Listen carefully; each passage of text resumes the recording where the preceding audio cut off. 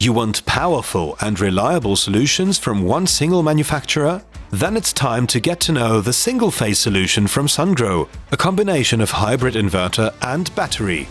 All you need from one single source, beyond the expected. You may find a detailed installation video of the single-phase hybrid on the Sungrow YouTube channel. In this video, we will focus on the installation of the battery. Before starting the installation, please read the safety instructions in our manual. The Sungrow battery is designed in a modular way.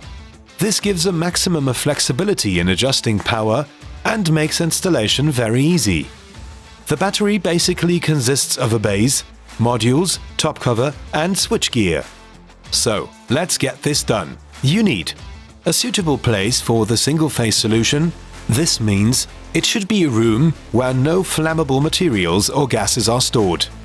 The ambient temperature should always remain between 0 and 45 degrees Celsius. Furthermore, the battery needs to be well ventilated and should not be exposed to direct sunlight, rain or snow. All screws and connectors required for the installation are already included in the delivery. You only need cables and your own tools like screwdrivers. In case it's needed, you can add height-adjustable feet to the battery. They are part of the delivery scope. And off we go. The battery has to be fixed to the wall with the wall mounting plate. Check the user manual to find out on which height to place the holes for the wall bracket, which is needed to fix the battery to the wall. Measuring starts from the base of the battery, not on the floor. The height depends on the number of modules you are planning to use. The bracket will be mounted on the top battery module. After defining the right position, you need to mark the position of both outermost holes for drilling. Take your drill with a 10 mm drill bit and drill at least 70 mm deep into the wall at the marked points. Now, let's start with building up the battery. Pay attention to leaving enough space between wall and battery. This is mandatory, as the cabling will come out at the back of the battery in the end. With 33 kilograms, the individual modules are easy to handle. They are designed to be installed in a simple plug-and-play style. Fix the modules on both sides with the included M5 screws. Next step is to connect the switchgear to the base. Slide it into the foreseen slot on the right side of the battery and fix it with the included M5 screw. Once all modules and the switchgear are in place, it's time to fix the battery on the wall. You'll need the included M4 screws for the wall and M5 screws for the module. Now let's come to cabling.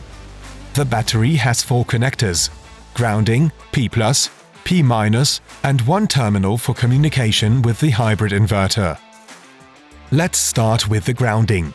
Fix it on the battery side and connect it to the ground at the bottom of the inverter. In the next step, the battery needs to be connected to the communication plug of the single-phase hybrid. The sealed RJ45 connector is part of the delivery scope, simply connect it to your cable.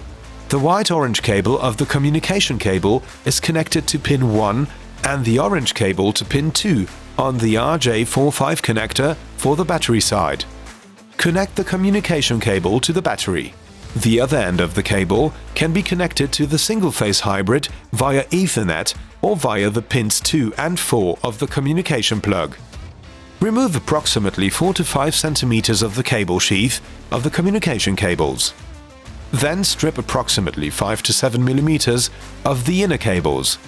Fit the cables with end sleeves before you push them into the plug. The Sungrow battery is connected to the CAN interface.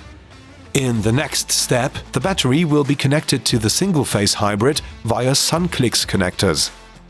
Pay attention to the correct polarity. This is marked on the inverter and the battery. First, insert the cable until resistance is felt. Now, the cable is fixed to the connector by pushing down the spring. A clear click can be heard when it clicks into place. Tighten the plug. That's it. Connect the power cables to the P- and P+ port on the battery side. The cables also need to be connected on the inverter side. Fix the switch gear with the stud, which is part of the delivery scope. Due to continuous product updates, the fixing may work a little different. Check the user manual for the latest instructions. Make sure that all cables are correctly positioned to fit into the intended recess in the cover of the battery. Place the cover on the battery and fix it on both sides with the included M5 screw. Clip in the side cover. That's it. Quick and easy. Beyond the expected. Now it's time to start the system. First, switch on the AC circuit breaker, and second, the DC circuit breaker on the left side of the inverter and on the right side of the battery. Wait for about 10 seconds till the status LED on the battery starts blinking. Press the power button once. When the light shines continuously, the battery is ready for use. If this is not the case, please refer to the manual, where you will find a breakdown of the different light signals. That was it. The system is ready to run. If you already have set up the hybrid inverter in the iSolar Cloud app, the battery will automatically be detected and added to the system.